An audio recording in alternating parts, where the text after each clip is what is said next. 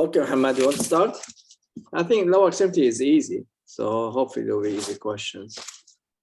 Let's see what's that, Muhammad. I'll start 33. A 42-year-old woman with long-standing history of diabetes presents to her primary care physician with wound on the plantar aspect of her first metatarsal head, which has been present for several weeks. She cannot recall any antecedent trauma. Urgent referral for further evaluation should be promoted in the presence of A. So let's before we go there, let's see what does she think she has. So so she cannot strong urgent referral for Yes. she's diabetes. Yeah, she has an ulcers. Yeah. Urgent referral. When we do urgent referral, is a kind of infection, anticipation, right? Of the infection or gangrenous. يعني بس هلا هي ulcer هون ما في gangrene. معناتها unless if she has a bad infection, it's urgent. عرفت كيف? This is the only reason, and this is what I understand from the question. إنه the urgent referral معناتها they ask us إنه ما في gangrene toes or something, that's ulcer. Because the only thing, because ulcer you don't have to do an urgent. You can say it's a vascular after a week, 10 days, whatever. But urgent if you have an infection. So let's see what they're saying. What option they give us? A serous drainage from the wound. Okay, I mean serous doesn't mean that infection, right? Like infection. Yes. Because serous could be like a Charcot joint, I have serous drainage. So wound always they have a drainage. So I don't think it's you see the key is the urgent, you know, it's the key in the question, you know. Yes. So I don't think this would be a good options. Okay. B, history of prior wound on the contralateral foot. Has no. Doesn't mean much really. Yeah. Because when she has lateral foot ulcer, that is she's a vascular disease, which of course we know that. So it doesn't make a difference really. Okay. C, lack of palpable pulses in the affected foot. Yeah, you can put it, but we know she has a vascular, you know, issue. So doesn't have to be like bubble. Like if we saw the patient with the ulcer in our clinic, she has no palpable pulses. If she has no infection, we would have to like a week or 10 days, right? We don't admit her right away. So the only time we admit patient from the clinic to the, you know, if you have an infection. So we'll go back again. We're looking for infections. Okay. D, unexplained hyperglycemia. Okay. This can be and mass infection. There's no questions. Next, last one. Duration. You're there? Hello? I can't hear you. Yes, doctor. Duration of the wound. Duration of the wound. Duration doesn't make a difference, really. Yeah. Don't explain hyperglycemia. We know that when you have a bad infections, it can be. The reason why hyperglycemia, the reason why it's very hard to control sugar when patient has bad infection, you know? Yeah. You see, people, they don't always show you a you know, like a straightforward sign of infections, like muscle drainage, you know, fever, cellulitis. Sometimes we don't see this sign, you know, because some people are immune compromised, you know, they have a different issue. The reason why they come us too late, because most of the time they have an infection, they don't know about it because they don't have an obvious sign of infections, you know. So not every time, especially with diabetic people, we see like, you know, an obvious sign of infection, but unexplained hyperglycemia, like patient taking as same dose for like a years and he's fine, and suddenly now with the same dose, his sugar is not coming down. I think this is can explain that mean has a bad infections, you know. So I think this is what the whole idea from these questions, you know. You agree with that? Yes, doctor. I think the urgency in this case is the infection. Yeah, because an infection, not any other one is a sign of infection. You know, it's not very good questions, but I don't know, sometimes questions are tricky, but this is what they want to say, you know. All right, let's not waste too much time, but the whole idea is that if you had an infection, you need an urgent referral. This is the only time. And again, in our clinic, The only time if patient comes with an ulcer, the only time I admit him right away to the as inpatient if you see an infection, right? So that's it. So whatever they give you the answers, look for infection. This is the whole idea. Okay. Yes. All right. Well, let's go to the next one. So Sam, you want to take next one? Yes. Yes. Okay. Mhm. Okay, a 63 years old obese woman presents with a smelling ulcer on the dorsum of her left great toe, with tracking erythema and general feelings of malaise. She is neuropathic from the ankle to the toes. Recent lab work shows her hemoglobin A1C is 11.2. She has a fever of 102 Fahrenheit degrees of Fahrenheit and heart rate of 110 beats per minute. The next step is in management is, so she's an old lady with active infection with sepsis almost. So she's febrile and tachycardic, leukocytosis with foul smell in the left great toe with cellulitis. So what do we do? Usually we have to admit and start IV antibiotics and to take her for debridement plus minus amputation of the big toe. That's true. That's it. You see? Yeah. Always imagine when you get a question like you're in a clinical, scenario, like you're in the clinic and get this patient, what are you going to do? So don't try to find what the best answer. Before you answer, just think, what should I do? And then go through the question, So I agree. She has an infection, very active infection, fever, tachycardic. We have to admit her, antibiotic, and take the toe out. So let's see what options they give us. Okay. A food culture, oral antibiotics, and close clinical follow-up as an outpatient. No. She's septic. We cannot do it like this. Admission, intravenous antibiotics, and 3 view x-rays of the right foot and foot cultures. It's not enough. It's not enough, but unless they didn't give you any other reasonable answers, I mean, it's not right to get a view x-ray to rot osteomyelitis, but it's not enough. So let's see what the other options, if you have better options, Immediate operative debridement with possible open amputation of the great toe or ray with cultures. This is accepted. That is more reasonable. Angiography with possible revascularization. No, we have to deal with the infection first. It's going to do it. They said what the next step. It doesn't mean the only step. See, Sam? They still have to do an angiogram or vascularization, but they're asking what the next, but not the only step. So yes, you still have to do angiogram, but later on, after, not the next step. First step, get the infection, give antibiotic, admit her, do toe amputation, and then we'll do angiogram and possibly vascularization. Correct. Okay. Yeah. Right below amputation. No, it's too much. If she is, how old is she? She's 63. Unless she's like bedridden and she's unstable, then yes, could be, but not in this scenario. But if patient like unstable, very septic, bedridden, 80 years old, then yes, this could be also a good option, Okay. But in this scenario, just take at the ward, debride her, admit her, antibiotic. You do an X-ray for, to rule out osteo, but you're going to take a toe anyway. So I don't think the X-ray will help much, really. The only X-ray will help if you not question, should I do debridement or not? Should I do, bone infection? Should I give an IV antibiotic? But if you plan to take her to the OR and take the bone out, I don't think the X-ray will help, because you're going to take it out anyway. All right? Yes. All right. Let's go to Ahmed. Ahmed, do you want to take next question? Okay. Yes, please. The next question is here.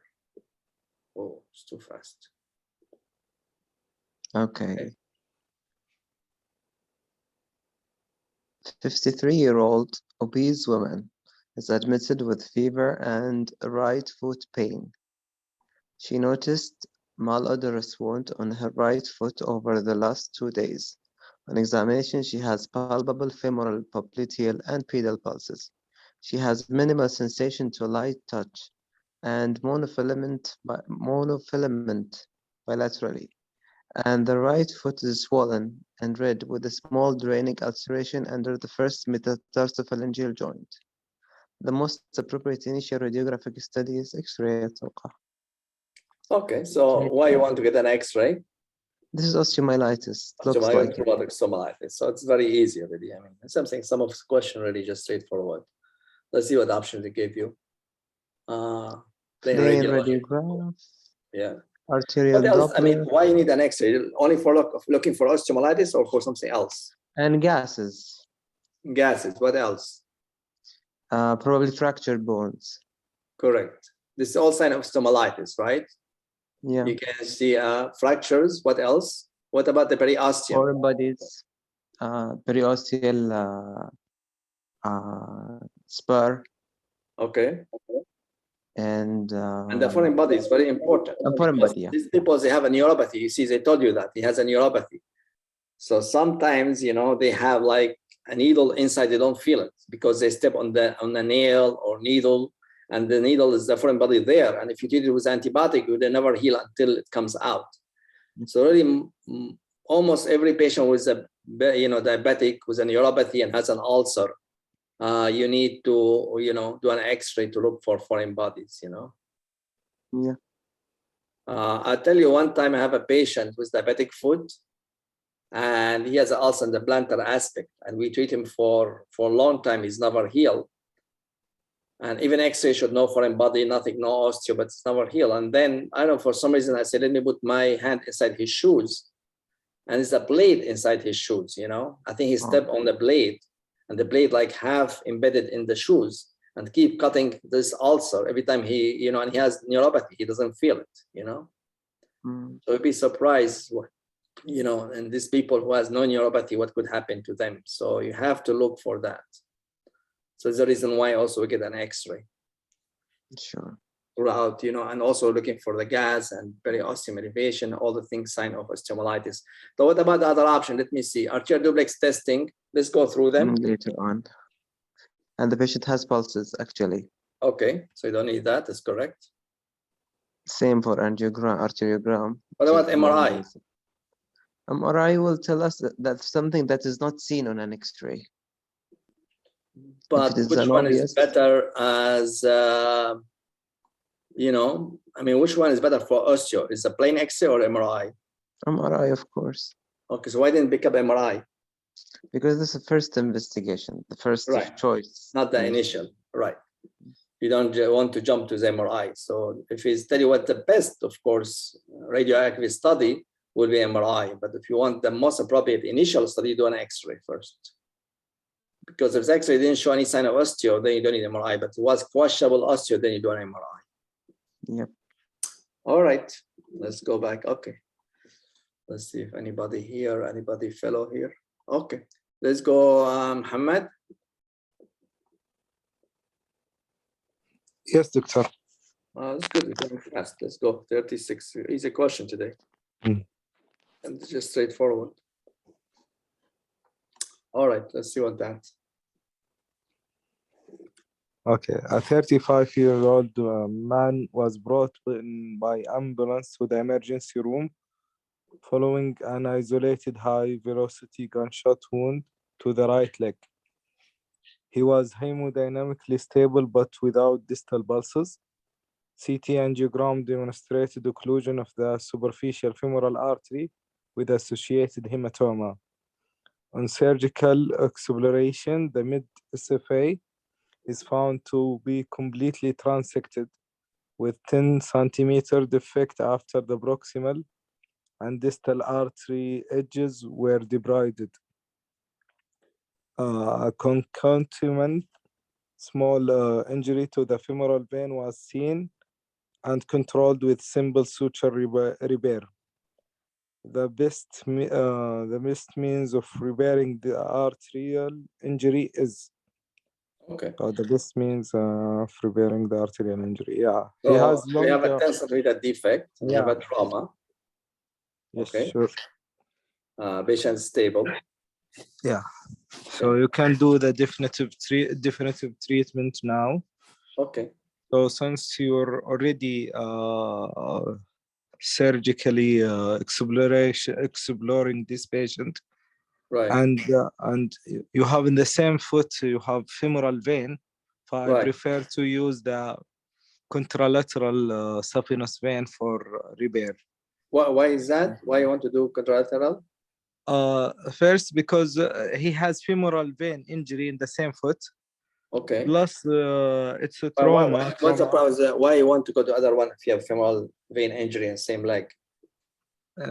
Usually, we in trauma per se, we usually use the contralateral No, I vein. know that, but I'm saying why. Yeah. So people they know because this is educational. Yeah, because usually they get edema and you need the superficial system to be opened also. Okay, this is good because they injure the femoral vein, right? And they suture it. Yes. There's always a chance the femoral vein could thrombose, right? Yes. Yes. The thrombose, the collaterals is a superficial vein. Yeah. So better to keep it. This is one reason. But the other reason, because when you have a trauma, most of the times, like a saphenous vein is already traumatized, you know? Yeah. Because of the injury. So the reason why, you know, maybe it's not, you know, not thrombosed, but traumatized. The reason why is always better to go to other legs, you know? Yeah. What if both legs are traumatized? Both They have a trauma for both. saphenous vein were traumatized. Just they have like same that they have the defect, but the both legs now. So which vein you going to use? The right or left? No, the same foot. The same. You pick up the one. You pick up the best vein really. You cannot tell which one less trauma. You know.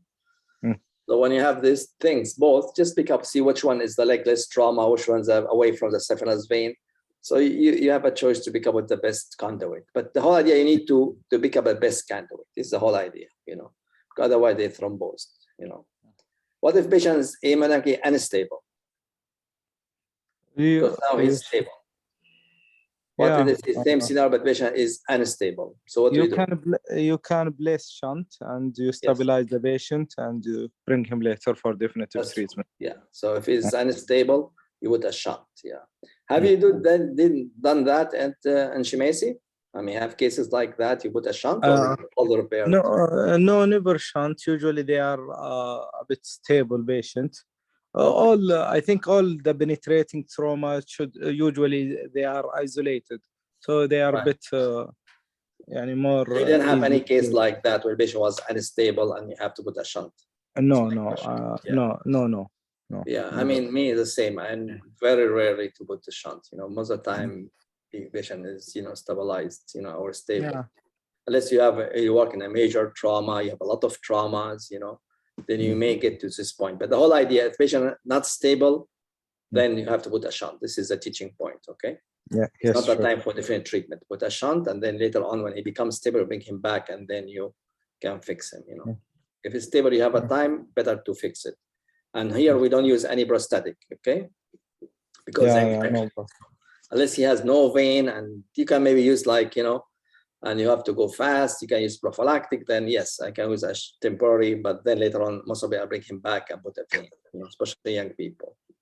But let's say he has no vein and you have to fix the artery, and then yes, you can use prosthetic, but I think this would be just temporary as a bridge until he gets better, and then you bring him back, and then you can take a vein from the arm or something like that. But don't waste your time, get the vein in the arm where patient is like major trauma and you just want to get him off the table, All right. Yes. Let's see what options they give us here. So A, placement of intravascular shunt and return to the operating room in 24 hours for definitive repair. I think this when the patient are unstable. Correct. Primary repair in end-to-end fashion. I think the indication, it has to be less than 2 centimeters for this, and it carries a lot of risk of stenosis and tension. Yeah. No, you can't. 10 centimeters is too long. Yeah. Yeah. 10 is too. Interposition graft with the BTFE. Right. high risk of infection. Interposition graft with ipsilateral great saphenous vein. We Okay. talked about this, and the interposition graft with contralateral great saphenous vein. I think I will choose this. Choose this one. Okay. Yeah. Again, just straightforward case really. I'm saying lower extremity is, but you know, less controversy than aortic. See, aortic carotids are more controversial issue. But this is what our bread and butter, you know, cases every day. Well, let's get 37. Sam? Yes, sir. A 75 years old diabetic man presents with a 2 centimeter right malperforance ulcer over the right first metatarsal head, which probes to bone. Okay. Despite offloading and local wound care, the ulcer has not healed after 6 weeks. ABI are non-compressible, but the toe breaker index TBI on the affected side is 0.1. Angiogram demonstrates occlusion of the below-knee popliteal, posterior tibial, and anterior tibial arteries, with reconstitution of both the dorsalis pedis and posterior tibial artery, posterior tibial arteries in the foot. The best approach, if angiosome directed therapy is desired, would be. Okay. So we are talking about an old man, diabetic, with a chronic non-healing ulcer in the foot with it's a critical level of ischemia, not failed to heal with conservative management. So Correct. we will think about revascularization. Correct. In terms But the only thing they want to do the angiosome. These are the question. And they know you're going to do revascularizations, but the angiosome and the area, where is it? Also over the right first metatarsal head. Yeah. Yeah. So which one is the anterior tibial or posterior tibial? Yeah, we will think about anterior tibial. Correct. So the anterior tibial dorsalis is ready. So this is the artery for the angiosome, you know, for this area. So they want you to get the blood to that area. Okay. I think this is what the question. So let's see which one will give us, because a lot of options you can do really, but let's see which one fit with this scenario. Okay. But the whole idea, you want to get the blood to the anterior tibial artery. And he has occlusion from popliteal artery below the knee popliteal artery. So you have to presume anything above is open because they didn't mention. So if they did not mention it, that means it's open. Correct? Because they said occlusion only popliteal below the knee, anterior posterior tibial. So that means camofemoral is open, SFA is open, popliteal above the knee is open, everything, iliac is open, aorta is open, nothing, you know, because otherwise they will mention it. So let's see what options they give us. Yeah. Femoral endarterectomy and profundoplasty is not a valid option because we consider it as open. Right. I mean, femoral posterior tibial bypass. Yeah, we said we are talking about the angiosome, so we want to save the anterior tibial. Correct. So this could be an option, but if it's no anterior tibials, then this would be my second options, you know. Yeah. But also femoral. Keep going. Yeah. Angioplasty and stenting of the popliteal artery with angioplasty of the peroneal. Actually, we don't prefer to put a stent in the popliteal artery. You see, this is, in the people, they do that. They do stent popliteal artery. So you cannot argue on this point. The argument will be peroneal artery. Peroneal, yeah, it's not. Because they said angiosome. If they said to anterior tibial, angioplasty stenting of the popliteal artery with angioplasty of the anterior tibial, yes, people, they do that. Then I cannot say wrong. You see? Because maybe it's not the best treatment. Because now, you know, below the knee, we know now, we know endovascular is the first line of treatment for below-knee arteries now, even with the recommendations. The problem is the patency is not as good as the bypass, but the limb salvage is almost the same. So you have to look for limb salvage. We know that endovascular does not give us a long patency like a bypass, but as a limb salvage is not really a major difference, you know. Reason why we always try with intervention if we can, you know. Yeah. But again, because they said angiosome and they put a peroneal artery, this will exclude these options, okay? Okay. All right, let's go next one. Above knee popliteal dorsalis pedis bypass. Yeah. Keep it to the end if you are not sure. See what the last options. Okay. Retrograde access of the posterior tibial artery with angioplasty and stenting of the superficial. This is not correct because posterior tibial is not the angiosome, the proper angiosome. Yeah. And angioplasty and stenting of SFA, we consider it patent. That's why. Right. So I will choose yes, D. Yeah, I think D. Above the knee popliteal to dorsal artery, you know. I mean, structure of the question is not very good because they have to tell you really frankly that SFA is open, popliteal is open. They cannot just leave it like that, you know. So the structure of the question is not very good. But if you think about angiosome and dorsal, so anything has dorsal artery should be the correct answer. This is simple like that. But I don't think it's a good structural questions, you know. But again, I mean, this patient, if somebody wanted endovascular, I think you can try it. Why not? I mean, it's not difficult, especially in the only popliteal below the knee and anterior tibial. You can cross them, balloon them, and you can get good results. So this is one. There's not none of these options here, but they put them. This could be also another options. Well, let's see. We have. I think I saw Ali. Hi, Ali. How are you? What do you think? Will you do bypass right away, or you do an intervention usually with this kind of patient? Really, I agree with you with endovascular treatment of these patients. I use in these cases the two wires. I try to put a wire in the anterior tibial and a wire in the trunk, popliteal trunk. So, and I do angioplasty for this case. I have a case I will share it with you on this group. I think. Oh, this is good. Double wire angioplasty. I think it's the best way for these patients. To put stent or not to put, it depends. If you do, it's better not to put. But if there is any dissection, then you have to put a stent, a self-expandable stent. Sure. Do you do a drug-coated balloon or regular balloon? No, regular balloon. Regular balloon. Right. Yeah. Yeah, I agree with 100%. I think the double wire is a good idea because this way, because what happens sometimes if you open one artery, you can close the other one. So you put two double wires, then you protect both of them, you know. I think is a good idea, you know. Use 014 wire, right? 014, sure. Yeah, I think it's a good idea. And even you can get the flow to both. Yeah, the anterior tibial and posterior tibial artery. So I agree with you. This kind of patient, at least I'll try endovascular first. If it doesn't work, then I'll go with a bypass. But in the exam, like for this question, this is the only options you have. So you have to go with this one, you know, above knee popliteal to dorsal artery. Yeah. For drug-coated balloon, I mean, I don't like to use it much below the knee.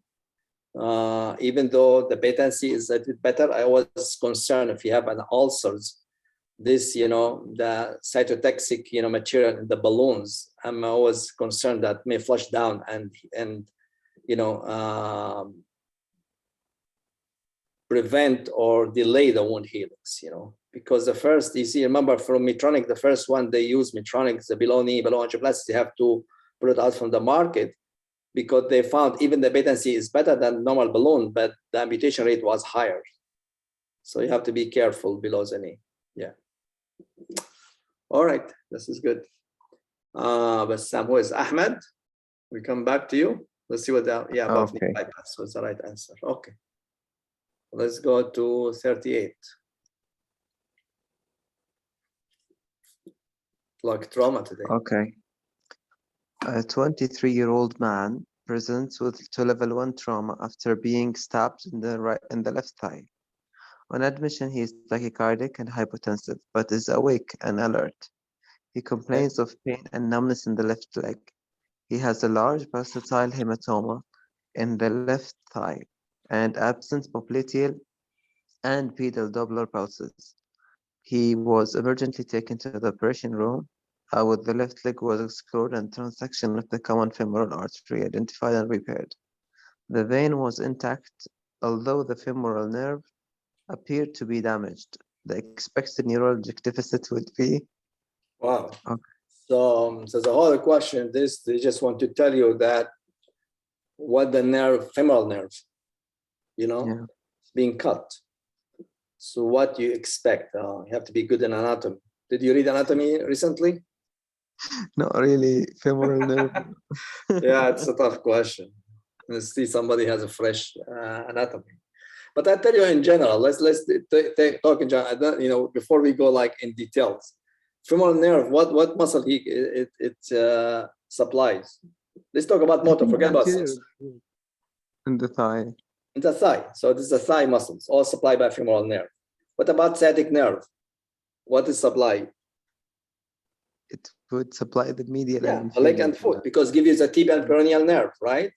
Yep. So sciatic nerve injury will give you weakness from the muscle of the leg and foot, where the femoral is supplies the muscle of the thigh. Sensation is different, of course, different area of sensation, but the most important to know what the motor, So the sciatic nerve give you two nerve, give you the tibial nerve and peroneal nerve, right? Yes. Tibial nerve supply which muscles? Anterior group muscles, the dorsiflexors of the foot. The dorsiflexion, right? So it's a posterior muscle, not the anterior, the posterior. Yeah. Right, whereas the peroneal supplies the anterior and lateral compartment, which is responsible for dorsiflexion. The plantar flexion.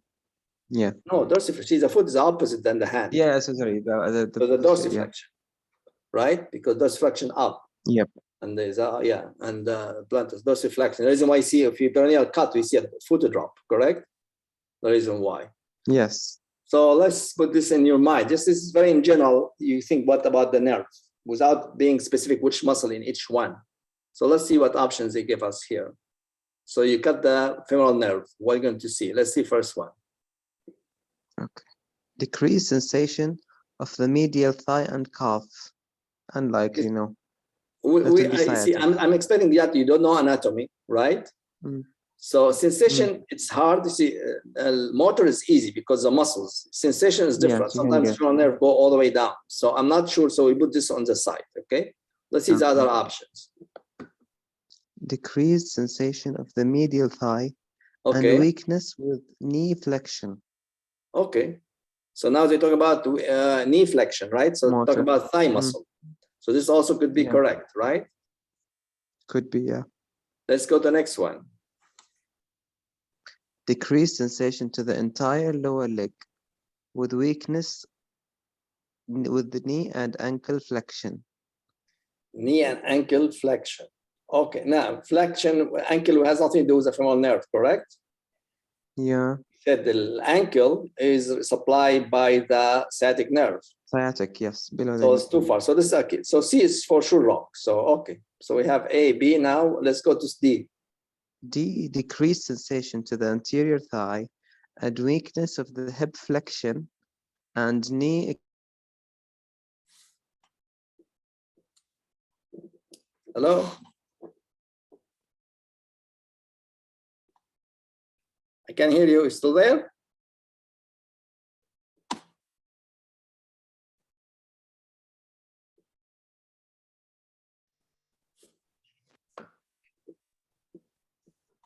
Ahmed, I cannot hear you.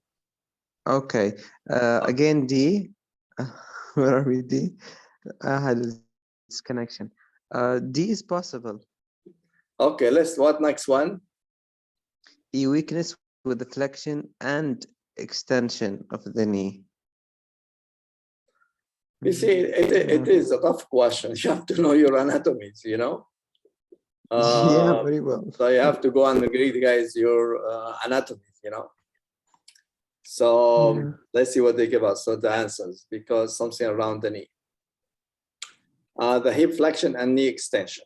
So this is what usually is, you know, hip flexion is just for psoas muscles, muscle is supplied by that. So anyway, so good guys, you need to go and read about the nerve of the legs. It's very important. Can get a question like that. It may give you different type of questions, you know.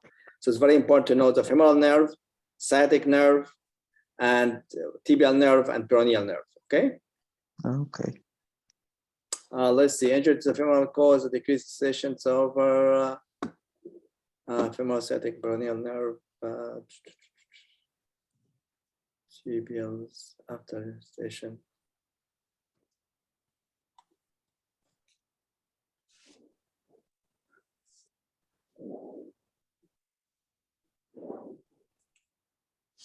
Okay.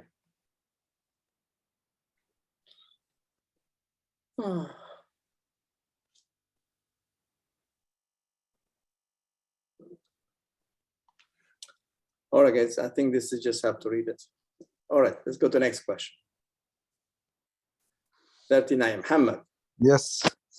A 53. By the way, do you know the nerves? يعني معقول يعني هذا. Did you guess it? I mean, I didn't guess it. Did you guess it? Yeah, I guessed it right. This Oh, one. that's good. Yeah. بس كل النيرف على الشورت تيرم ميموري يعني كانت remember it.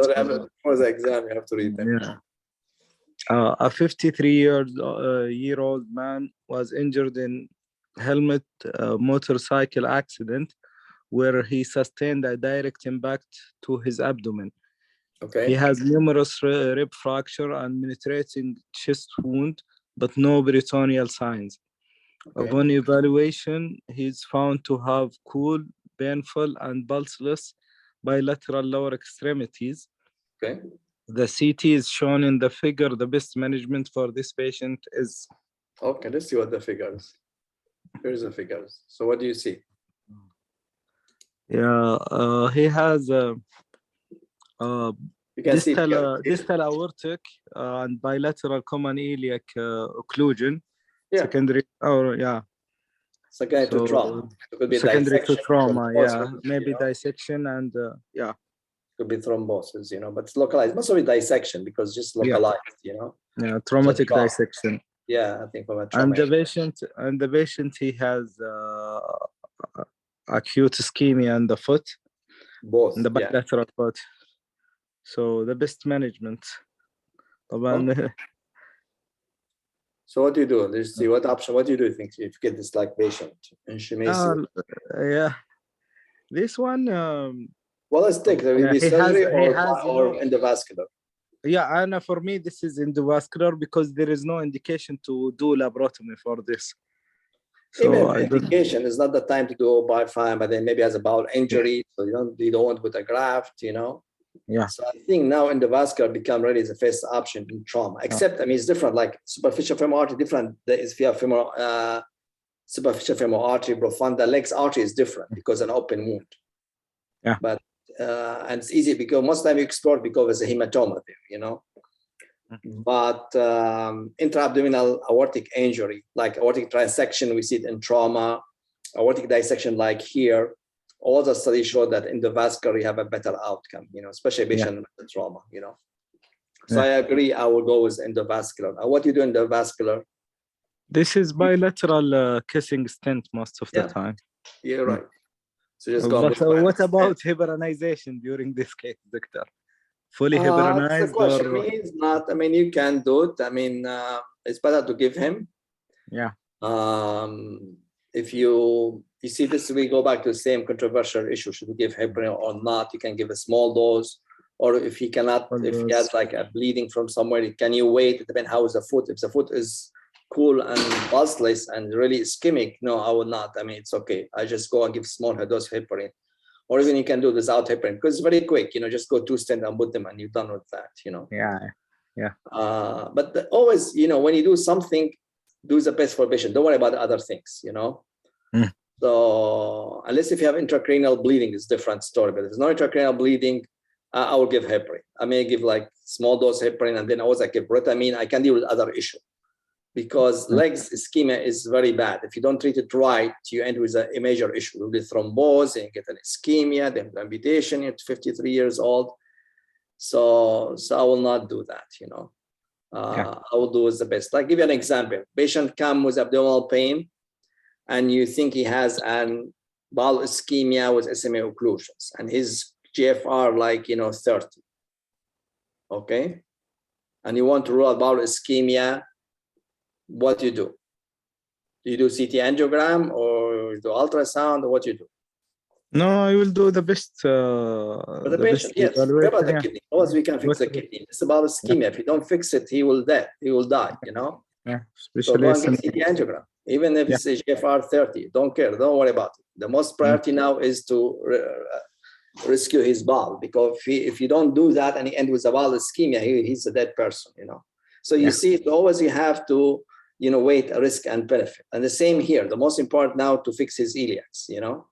Because he has bladder leg ischemia, you know, cold. So don't worry about giving some heparin. If he bled, okay, we can deal with that, you know. So, so this is the way you have to think about it, you know. All right, let's see what options they give us. Yes, doctor. Bilateral covered stent placement. I think, it's not wrong, but I don't know why it's covered. Because we'll ask Ali. Let's go with another question. There is sign of acute thrombus I wanted to ask you about. It looks like there is a thrombus over here, so they are afraid from rushing the foot. It's not wrong, you know. No, it's not wrong. B, aortobifemoral bypass. C, axillary bifemoral bypass. D, operative thrombectomy. The catheter-directed thrombolysis. Okay. Well, let's go first. Aortobifem, of course, too much. And axillobifem is too much. This way, very often. Why don't do open thrombectomy?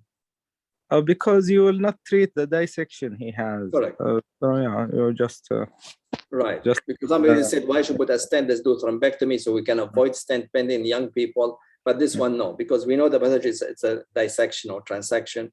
So it's better to do right away stenting, you know. What about catheter thrombolysis? The same, I think, and risk of bleeding. He has a major trauma, has rib fractures, you know. Yeah, the risk of bleeding. I think the reason why they put a cover stent, they're afraid that maybe it's a perforation here, you see. Maybe it's transection, you see. I think this is the reason why they choose a cover stent, you see, because this is kind of like transection, you know, because of trauma. Dissection, transection, you know. So maybe to be on the safe side, just put the cover stent. So it's not a bad option, you know. So I think I will go with A. But if they put uncover stent, then become problems. They didn't put it here because it's controversial. But I think what they want to say that if you have a like aortic transection, you know, we put a cover stent, you know. So the same here, like, you know, there's a transection, so it's better to use a cover stent. I think this is the idea behind using cover stent. Let's hear from Ali. Ali, what do you think, Ali? I agree with you. If you have the cover stent, then you can use it. But if you don't have it, you have to go to aortobifem or aortobiiliac bypass. Okay. If you don't have access to that, of course. If you don't have access to stent. Yes, I agree with that. Yes. Aortobifem or axillobifem, depending how bad the patient, if the abdomen is hostile, you have a bowel injury, better to do an axillobifem. If the patient is old, but if the patient young and he has no bowel injury, abdomen is clean, then you can do aortobifem. Yes, if you don't have endovascular, but don't delay the patient. You know, this is what usually the bad thing you see. Like if you don't have a stent. For the axillobifem, he has a thoracic trauma, I think, in the question, no? Let me see. Had a rib fracture. Maybe you're right. Let me see. Yeah. Then I will evitate to go to even on the other side, the same one. Well, I'm saying that this shouldn't have to be made during surgery. So what the best options? But this all options there. I mean, all these options really are viable, except for thrombolysis and open thrombectomy. Contraindication in trauma, in acute trauma, it's contraindication. Yeah, that's correct. Especially you don't know what situation was intracranial bleeding or not, you know. All right, this is good. All right. Well, let's go to me, Bassam. We'll get back to you. 40. Go ahead, Bassam. A 32-year-old man and recreational triathlete has pain with exertion in both calves and feet, which has worsened over the past several months. Okay. Athlete, okay. A wound has been present on the dorsal aspect of his right second toe for 3 weeks. His primary physician had obtained a magnetic resonance angiogram. Mm-hmm. The diagnostic imaging approach that would best help with planning for surgical treatment of the left leg would be. Okay. Right. Before we go there, what options? You know, what do you think he has? Is an athletics, as a recreational athletics. Anytime you see athletics, what trigger in your brain? What do you think? The first thing. Patient athletics and young guy. Yeah, like either chronic compartment or the entrapment syndrome, right? Yeah, entrapment syndrome. Yes. Yeah, it's called popliteal entrapment syndrome. This is typical. When the most you see athletics, young guy, the first thing they want, I mean, just by default, 90% they want to tell you this is an popliteal entrapment syndrome. The second thing, you look at the X-ray. Let's see the X-ray. The same. You see, it's popliteal lesion here. See, it's complete occluded popliteal artery. Okay. Yeah. And he has, of course, distal embolization. You can see posterior tibial is occluded, sorry, here. And anterior tibial is occluded, or peroneal, this one, I think this is peroneal, is occluded. So he has embolization. So he has an occlusion here and distal embolization. The reason why he ends with the ulcer, because usually entrapment syndromes, they come with claudications. They don't come with an ulceration. But this guy's, I think, has been there for a long time. He's 32. And see, he said worsening over several months. So must be the artery thrombosed. And he emboli now distal. The reason why he has now toe gangrene and all the things, you know. So they're talking about entrapment syndrome. So what they said, what the best imaging. Now, when they're not talking about what going to do surgery or whatever, you're going to do a surgery. So what the image will help you to do, to plan your surgery. When you have entrapment syndrome, what's the problem is gastrocnemius muscles, the medial head. We have different type. We have like 4 type or even 5. Somebody said 6. But whatever, the major is your 4 type of entrapment syndrome. So the main problem with entrapment syndrome is anatomical problems because of the muscle, right? So when we fix entrapment syndrome, always plus, of course, fixing the artery, we have to cut the muscles. So we have to know which one is the type of the entrapment syndrome, is type 1, 2, or 3, or 4.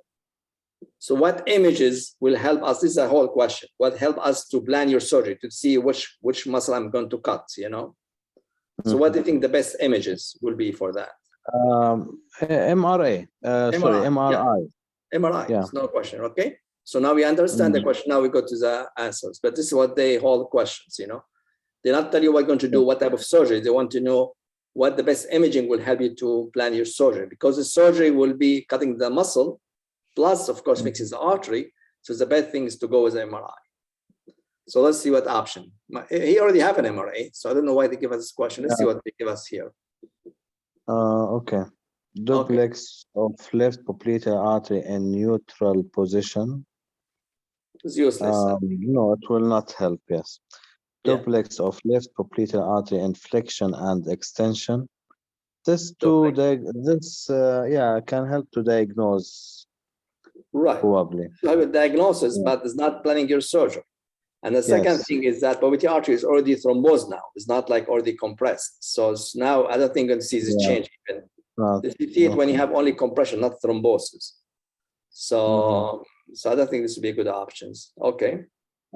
Axial cross-sectional imaging from MRA. Okay. Okay. Yeah. Let's go next one. Angiography of left popliteal artery in neutral position. Also to diagnose, not to plan. To plan surgery. Okay. Yeah. Angiography of left popliteal artery in flexion and extension. The same. Right. So back to MRI. So really what you yeah, want to do, because he already have MRI is MRI. So you just want to do an axial Yeah. because you want to see the muscle. You see, this one, you cannot see what's the problem. You cannot tell which type is this one. You see with this one. Yeah. Because you don't see the muscle. It's reconstruction, you know, it's corona. So you want to get the axial images so you can see which muscle compresses the artery. So I know which one to cut, you know. So I think this is what I'll do, you know. Ali, have experience with the entrapment syndrome? Do you need to add something? What about treatment to this one? What are you going to do? Are you asking me? No, I ask about first part, not the second part. The first part. What about entrapment syndrome? Do you see a lot? I mean, Yes, we see in young people, even in youth age, in the teens age. So we see it, and we treat it, or by making a bypass and transection of the muscle. So we treat it. Yeah, we see and we treat them. Do you go posterior approach to cut the muscles, and you go into positioning graft? Posterior approach. Yeah, I think it's the best options, you know. I mean, I never saw something like that. It's very extensive. Most of the time I see is compression and claudication, but this guy is really bad. See, he has embolization and thrombosis. But yes, I agree with that, you know. You need to cut the muscles and then it depends. I mean, I'll open the artery and see how the artery, if just clot, I can take it out because the main problem is a compression. If the artery is fibrotic, so what happened is the reason why even asymptomatic compartment syndrome need to be, I don't know, I think it need to be fixed because if you leave it alone, a patient has it will give problem. Yeah, you have to fix it. Yeah, I think so. Because if you don't fix it, then the artery becomes fibrotic with the time, and then they have to replace it. Then it becomes really more difficult, you know. So I think if you diagnose, it has to be fixed. Yeah. All right. So this is a good question. Well, let's go to next one. Axial cross section. So it's correct. Ahmed, we are back to you. Okay. Let's see if we get that question. Oh no, so we went too fast. Okay, 42-year-old non-smoker. I think you lost it. Sorry. Here we are. Yeah, here we are. Okay. Okay. A 42-year-old non-smoking man presents to the office with exertional calf pain that begins after moderate exercise. The pain has been progressive over several years and is now limiting activities of daily living. The right pedal pulses are weakly palpable with the ankle brachial index of 0.6. A duplex was performed showing 1.7 centimeter popliteal artery with possible thrombose dissection and luminal narrowing. A CT angiogram was performed and showed a focal cystic structure within the wall of the mid-popliteal artery measuring 1.6 centimeter in diameter. The next step in management is, so he's talking about an aneurysm?